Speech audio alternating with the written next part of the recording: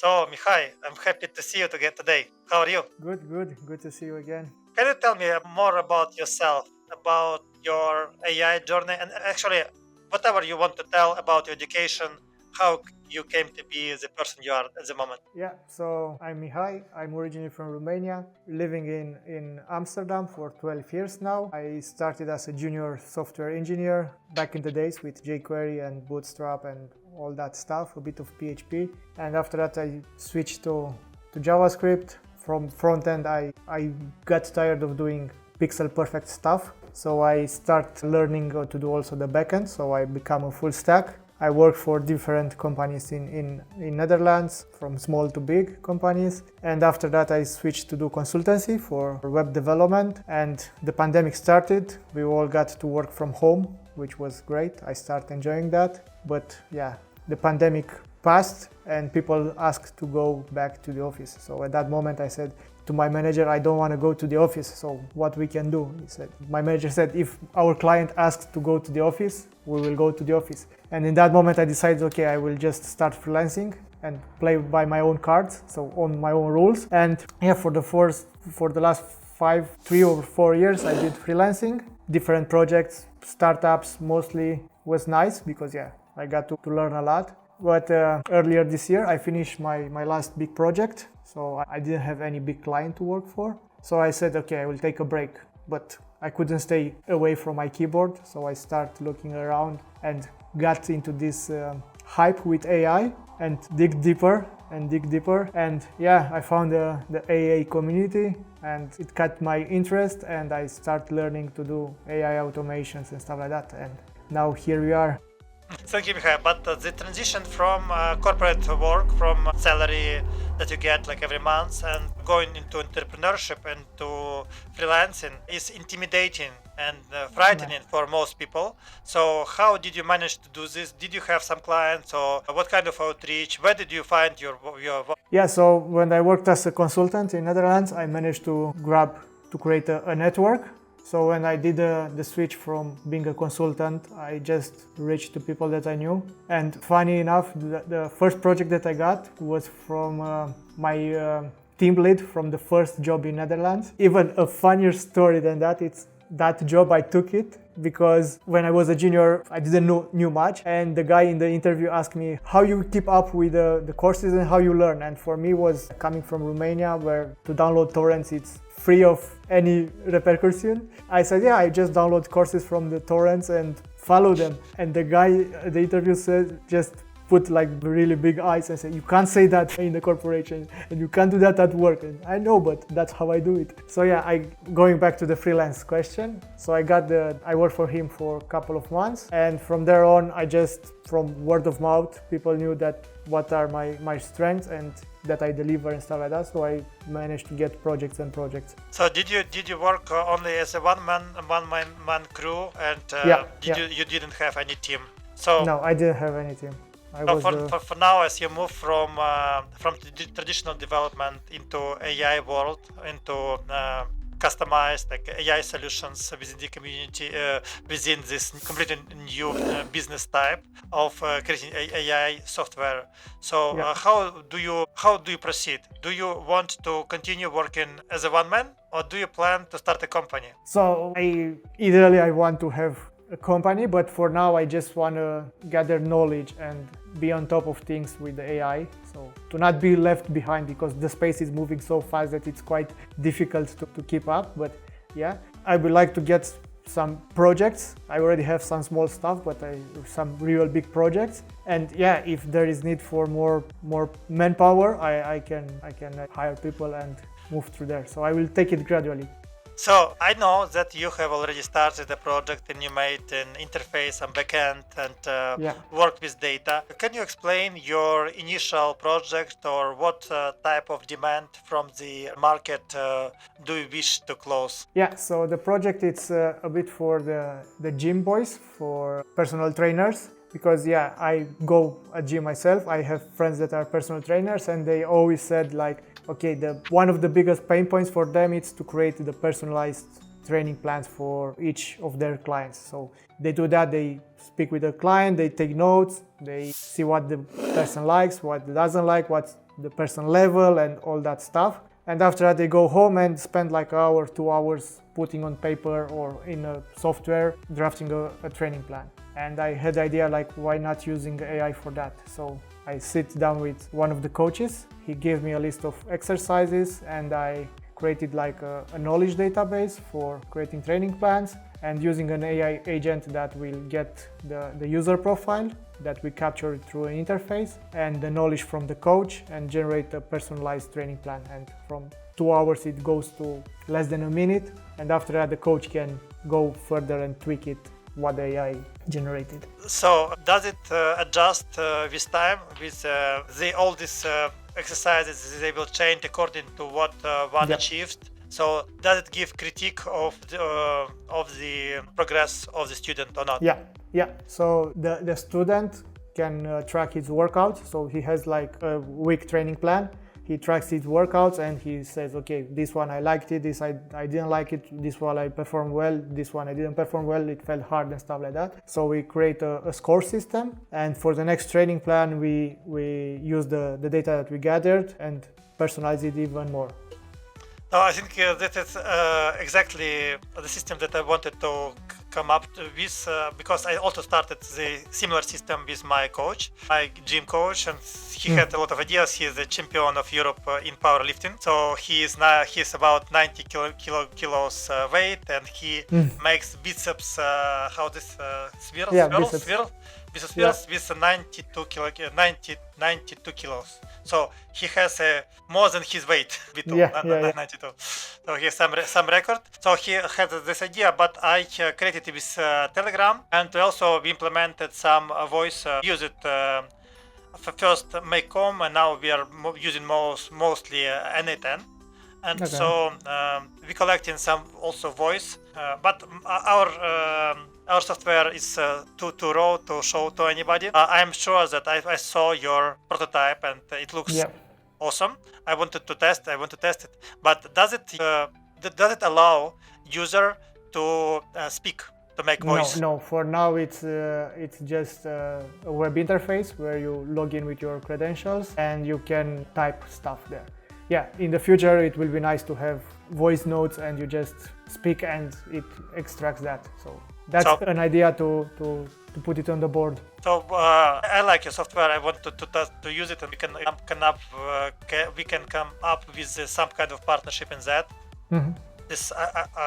I'm into this. I go to the gym every day, so I go to for 40 minutes to 1 hour daily. And I like the idea. So do you think it will be difficult to go to market with this software or not? Now, because I'm partnered with the coach starts onboarding some beta users, some guinea pigs, and we want to gather some feedback to see what can be improved and how user will use it, because for now all the interfaces are just my ideas of how things should be used, but always you need to get some real experience on it. So we are working on that now to validate the idea. Yeah, it's important to validate the idea, and maybe it's important not to be too close to work only on one solution. And do you consider making something else, or do you want to zoom in into this one solution and start to make it more complicated and advanced? Yeah, so we have on the roadmap also plans for diet, for nutrition plans. But I said before we start investing in those, because that's a bit more complicated on how you recommend, and if person is allergic to some stuff, and it's the level of complexity grows much. We said, let's have some users use this app. And of course, after that, after you have users on board, you can have all kind of challenges, like how you import data from other systems. And if the coach wants to have its own knowledge base with its own exercises, you need to give support on that. So for now we want to validate the idea, and if this gets traction, of course we want to build a robust platform for coaches. Yeah, thank you for sharing.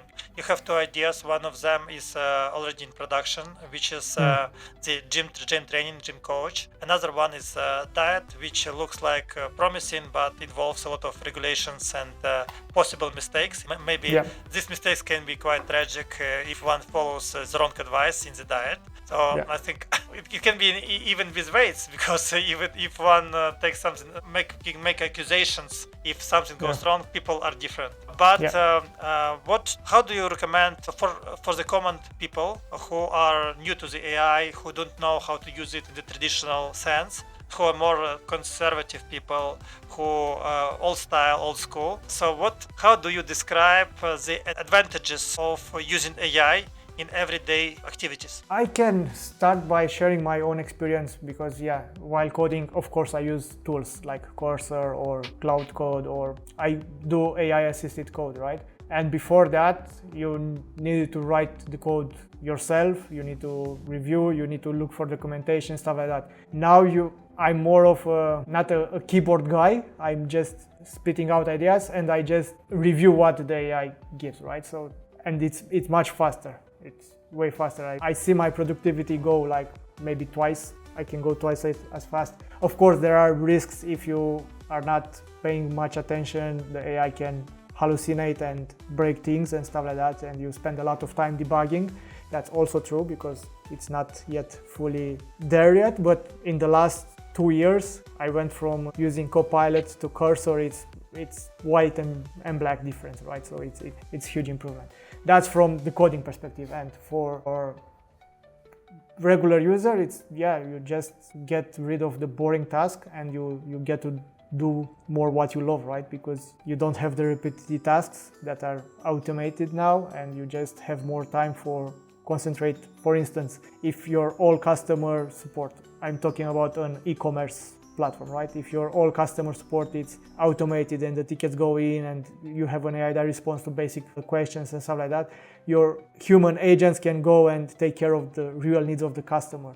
So that's amazing. It's a win-win for everybody. Yeah, thank you for sharing. And do you think that artificial intelligence can pose a threat to the job market? So many people are afraid of AI because it thinks like a human. It replaces jobs, especially jobs that that don't require creative things or even creative work. So what is your opinion about the possibility of AI breaking, changing people's lives to the worse because of the lack of jobs? If we go back in history, right, when people were doing agriculture and after that the tractors and the tools, the mechanical tools were bring there. So what happened there, right? People were able to do more grains because they had tools and they were more productive. People were stubborn to work the field with their hands. Yeah, they made a lived out of that, but they couldn't progress.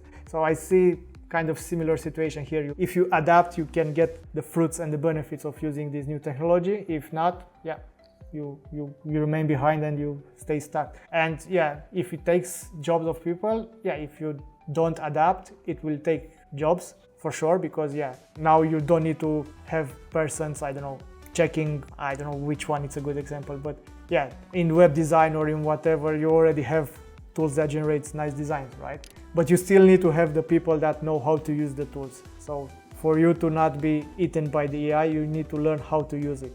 So that's the transformation that I see. But you mentioned courses that you downloaded from torrents, but Yeah. what about other people? What do you recommend how to learn it, how to start?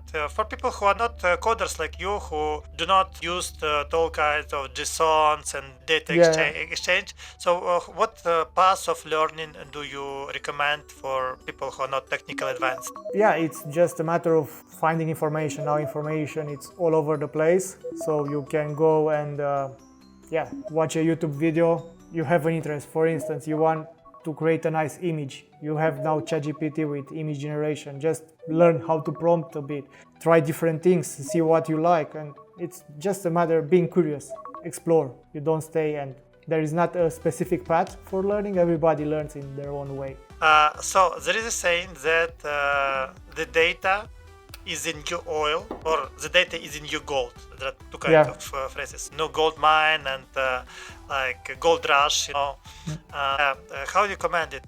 Do you think that one should study how to process, to get data, more data, to process it, and using AI? So how the ability of to process data applies to one's life, affects one's life, and society as a whole? Yeah, that's an interesting one. I never thought about that, but you should use common sense at the end, because not everybody should be a agency owner or a coder or whatever, right? But you still can make use of tools in your everyday life, right? Like for instance, everybody uses Google Maps. That processes a lot of data, but you as a user, you don't care. You care to go from A to B. Everybody uses Instagram, TikTok, which the feed is personalized on your likings. Again, a lot of AI, a lot of data. So at the end, these things to the end user, to the average end user, those are invisible. They just happen. Yeah, thank you. So can you tell me what goes on apart from your professional journey? Like what things ignite you in terms of sport, culture, and society? Do you travel? So can you share something a bit? Yeah. Like Amsterdam, and I've never been there. Only I've been there once when I went to Canada from Kiev. I went through Amsterdam, and that was transit to Toronto. But otherwise, I heard a lot of stories, and my friends from Nordic AI now they had a large like meeting for a week in Amsterdam. So how do you describe this kind of life there as well? Just many questions. So coming from Eastern Europe, where the culture is a bit different, you see only the good parts of living in West and stuff like that, where everything works. You have the public transport that you can take a tram and it will come at the time. You can take train and stuff like that, which is great. And after that, you see like the health system again works and all the stuff. But people are, at least from my experience, people are not that warm.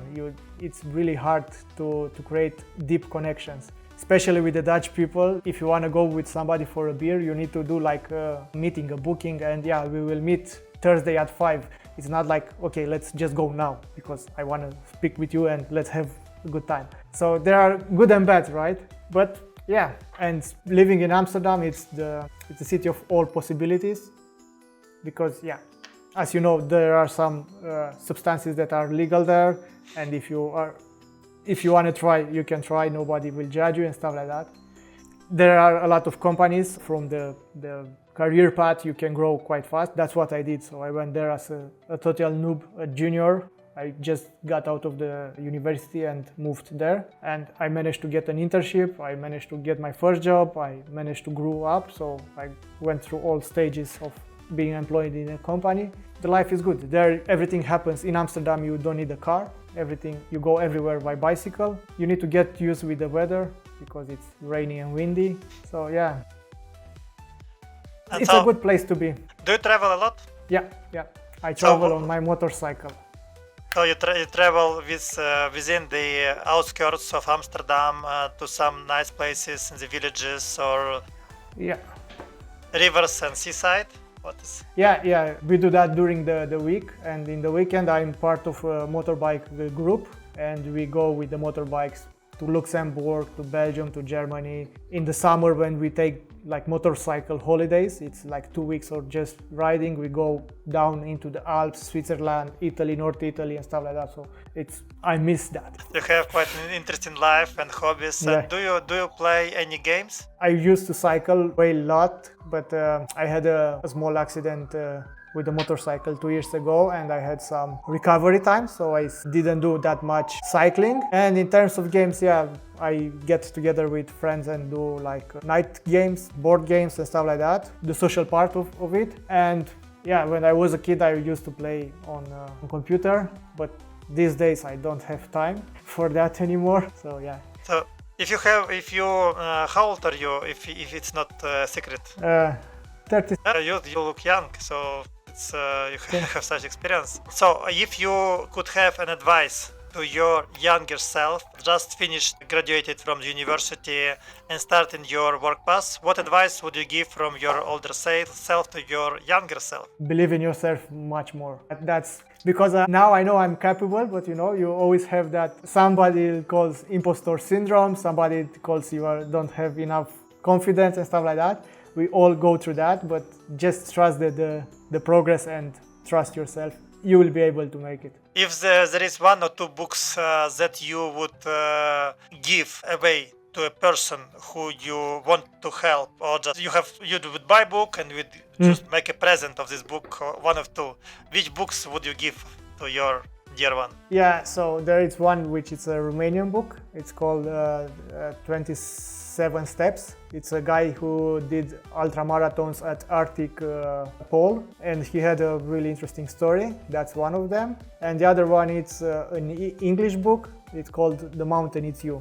It's from Brita. I don't remember the name of the author, the second name, but it's kind of in the same.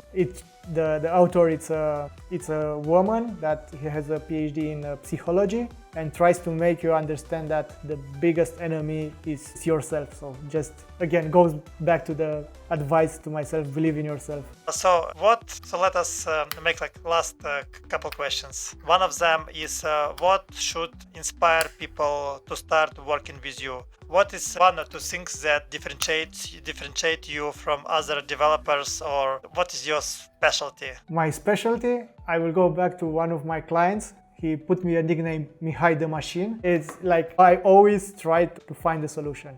So I never give up when I know what I want to achieve. Like, okay, I wanted this solution. Now I'm talking especially on how I build code and solutions. So I know that this is the end goal. I will fight for that. Yeah. That's one thing. And the second one is, I always try to smile and make jokes, even when the things are not that good. So How many languages do you know, Mihai? I speak Romanian, of course, my mother tongue. I speak English fully professional. I speak a bit of Italian and Spanish because Romanian and Italian and Spanish are Latin languages, so they have the same roots. I understand more than I speak, but if I go, I don't know, to Spain, to Barcelona or whatever, I will know how to ask for a beer and some food. Yeah, thank you for sharing. It was nice having you as my guest for today's podcast, and I learned a lot from you. And as Romania is a country that I go to many times because I go to Bulgaria through Romania, and so I spend some nights there, and even the last couple of years. So I think that there are some similarities in Ukrainian and Romanian cultures. Yeah. So thank you for being here, for your advice, for your smile, for your sense of humor. And I'm looking forward to our next meetings. Thank you, Mihai. Thanks for having me.